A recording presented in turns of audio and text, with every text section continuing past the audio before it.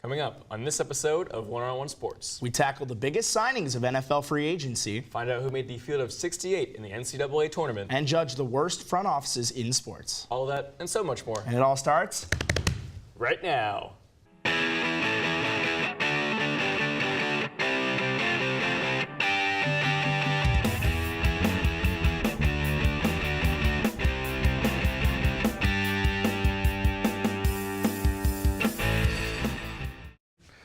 Hello and welcome to this week's episode of One-on-One Sports. My name is Andrew Vendelis. And I'm Matt Holzapfel. Let's get started with this week's quick hitters. ESPN's Jeff Van Gundy has made the claim that the Los Angeles Lakers should consider trading LeBron James after a disappointing season for the team so far. Gundy's reasoning was that the Lakers should let go of LeBron to free up cap space rather than build around him. Anyway, is this a good idea or is Van Gundy's take ice cold? It's freezing in here. No.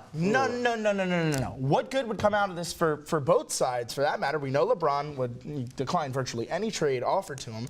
And what's his value at this point in the season, or at next point, for any other team other than the Lakers? You know, 4 years, $50 million or whatever, 350, whatever it was. 154, yeah. 154. But it also defeats the purpose of why the Lakers got LeBron in the first place, to win a title. It would be absolutely atrocious. Yeah, and look, here's the thing. If you're watching Lakers games and you are honestly saying LeBron is the problem, then you're missing a lot. Look, there's injuries. There's a lot of problems that are going on with the Lakers right now, but LeBron isn't one of them. He's their leading scorer, rebounder, assister. He plays the most minutes. He's not the reason that they're 31 and 39, no, right? No, not at all. And look, Rob Pelinka and Magic Johnson did not bring him in to trade him. They brought him in to make him this place a more attractive market for other free agents. So why would you trade that away? Yeah, exactly. LeBron's the centerpiece of that team, like it or not. You know, you're going to build your team around him. He is lay GM sometimes, as people like to call him. But at the same time, it's LeBron James. I don't see why you trade him. Maybe they can trade away the injuries, though. Yeah, and you know, Mark Jackson said on the broadcast that Jeff Van Gundy was crazy. I completely agree. He's absolutely nuts. Last week, the New York Giants traded Odell Beckham Jr. to the Cleveland Browns in exchange for first and third round picks and safety Jabril Peppers. This came after the team also traded Olivier Vernon, and let go Landon Collins earlier in the week. So, Matt, this question must be asked. What are the Giants thinking? It's going to be okay. First, you let a top-tier player like Landon Collins just walk. Then you trade a top-5 receiver and fan favorite in Odell Beckham to the Browns. My question is, who are they paying? And I'll answer it for you. The only player who counts more than $20 million against the salary cap this year is Eli Manning. And I don't think this was an Eli versus Odell case, but if it was, there's an obvious answer. Odell Beckham. This is absurd. Shame, Dave Gettleman. Shame. He destroyed the Panthers, and now he's doing the same thing. Yeah, and then they go out and sign Golden Tate. As if to say, here, I'm sorry, take Golden Tate. I love it, but for all the wrong reasons, and you might as well maybe tank for Trevor Lawrence, you know, do whatever. And this season, Saquon's not going to be rushing the ball 50 times, is he? That's what well, my point here is that, did they even watch any games last season? There were a couple points in the season where three good things happened. Odell made a play.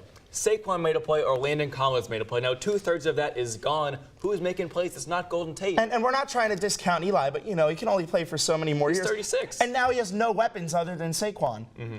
It's absolutely abysmal. And even worse, the pick that they got from Cleveland in the first round is 17. It's not even a great pick. So the odds that you get a player Odell's caliber with that pick, or any pick at all, are so low that it's just not worth it. But now, like, if you're the Giants, what do you go for with those two picks, do you think? I mean, look, they've improved the O-line drastically. Now you're missing a hole. You have holes on defense. You lost Vernon. You lost Collins. Now there's holes on defense where you had just fixed that.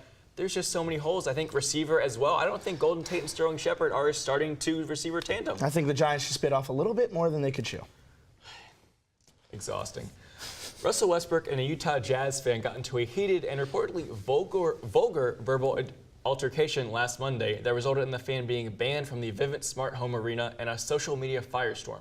The question everyone is asking, Andrew, who was wrong in this situation? It's absolutely the fan. I can't really fault Russell Westbrook for doing what he did. You're in the heat of the moment, your adrenaline's rushing, and then someone talks smack like that, you know, very, very personally directed, and none of that needs to be repeated. But that fan paid for a ticket. Listen, he paid for a ticket, and when you go, You can act in a certain way. You can boo, you can cheer, you can chant. But when you abuse your privilege of being a fan and being that close to the action, you're definitely going to get what you deserve, the ban. I think there's nothing wrong. You suck. Exactly. See, how does it feel? Yeah, it doesn't feel good. and now I'm going to cry. Yeah, Hold exactly. on 1 second. Jeez. But you're not going to yell back at me and say, hey, F you. No, yeah, That I'm was not going to terrible. threaten your family. Yeah, I agree the fan was wrong. Did Russ handle it in the best way? No.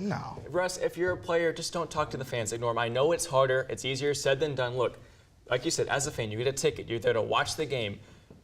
Don't talk to the players. Just watch the game. And yes, heckling happens in every sport. Should Russ have ignored it? Yes. But like we heard, there was some pretty mean stuff said, so I can't really blame him. Remember last year in the finals against Golden State, LeBron got some nasty stuff chanted at him as he headed back to the locker room. Happens everywhere. That can also throw off a player's mojo when you think about it. He could be having a great game, and athletes have feelings too. Yeah, fans, leave the players alone. MLB superstar Mike Trout has agreed to a contract extension with the LA Angels worth $430 million over 12 years.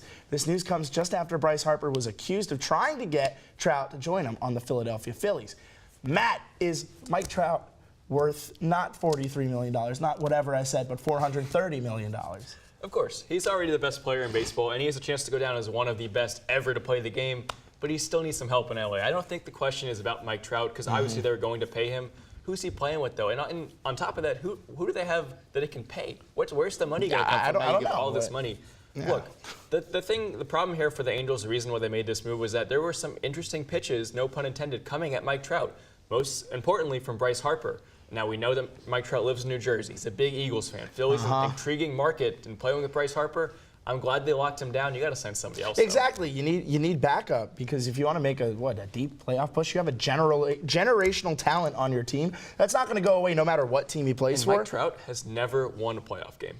He's been there once, and he was swept by the Royals. It's an atrocity, when you're in the league for that long and you're arguably the best in the league for that consistent period of time throughout your career, and the Angels are going to back up the Brinks truck for you, and rightfully so. It's smart for them, though, because they're squashing any rumors of him wanting to leave in the first place, or even, if he did.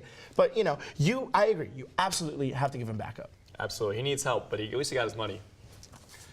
Well, that's it from us for the Quick Hitters. When we come back, Andrew will be talking Selection Sunday with our college basketball experts.